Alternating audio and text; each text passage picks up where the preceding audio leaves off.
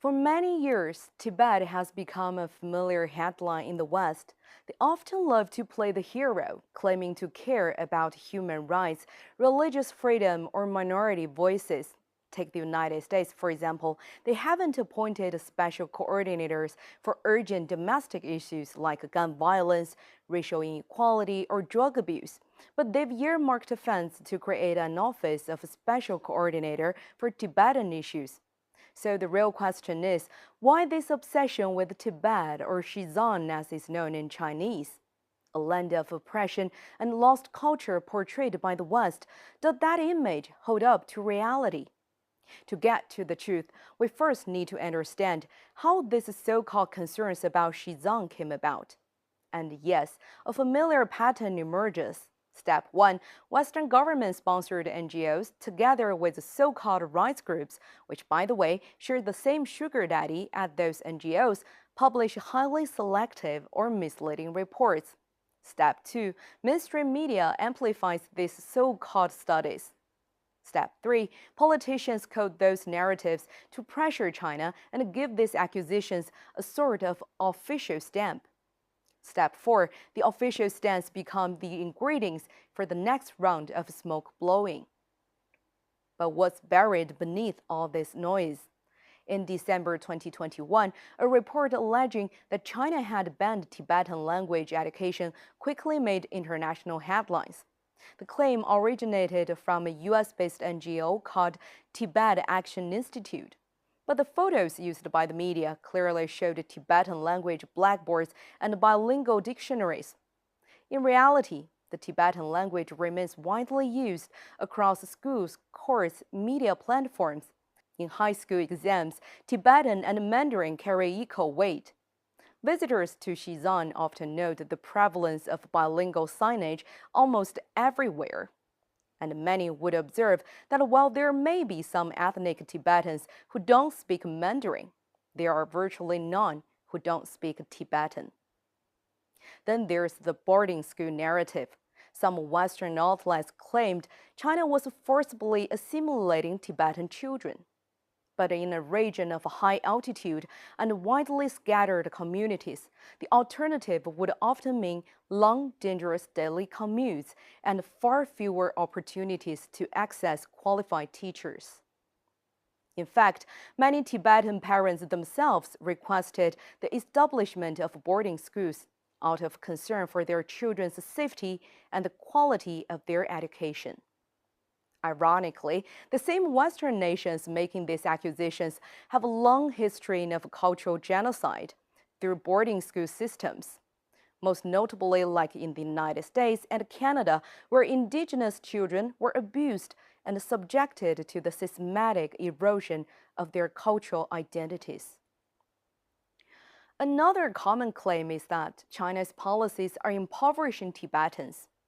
But Xizang's GDP has soared from just 129 million yuan, roughly 16 million US dollars in 1951, to over 270 billion yuan, or nearly 38 billion US dollars in 2024, an increase of over 2,000 times. And the lives of ordinary people have undergone a dramatic transformation. The ethnic Tibetan population in Xizang has grown from around 1 million in 1951 to 3.13 million in 2023.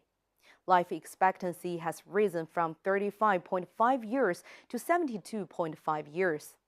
People who once lived under serfdom, marked by exploitation, lack of personal freedom, and no access to basic services, now benefit from significantly improved living conditions, including access to electricity, modern transportation, healthcare, and education. Indeed, those so-called expressions of concern are nothing more than baseless accusations. And now, the original questions start to make sense. The so-called Tibet issue was never about religion or human rights. It's always been a geopolitical tool used by certain Western powers to interfere in China's internal affairs and to contain its rise. Let's ask the obvious questions. Did the West help Tibetan serfs gain freedom from slavery? No. Did the West lift the Tibetan people out of poverty? No. Was Tibetan development driven by Western investment? Absolutely not. Tibet or Xizang's transformation came from within, through decades of national efforts, targeted policies, and the work of all ethnic groups, including the Tibetans who live under the same sky. Green mountains, blue skies, monks chanting, kids playing in the streets, and even friendly locals offering you a cup of chan, a traditional Tibetan alcoholic beverage. Is this real Tibet? That's the reaction many left under viral Xizang travel vlogs on YouTube.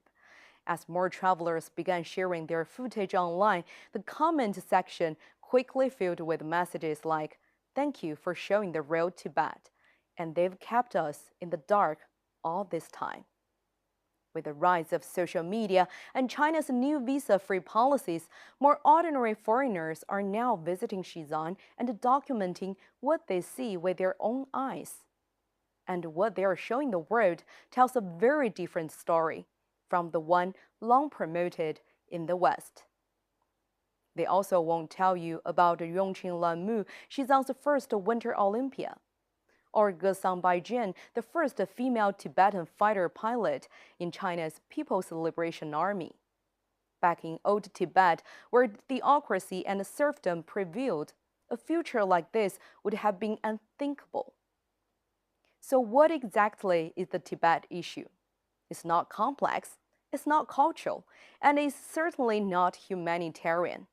It's a political instrument. Xizang becomes an issue only when the West wants it to be. A century ago, Britain and later the United States created the so-called Tibet issue to divide and weaken China.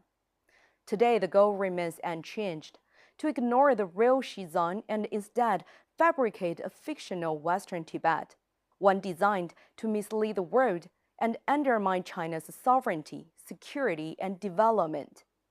Tibetans are not pawns in a Western strategic agenda. They are citizens of a transforming China, integral to its civilization, and deserve to be heard on their own terms.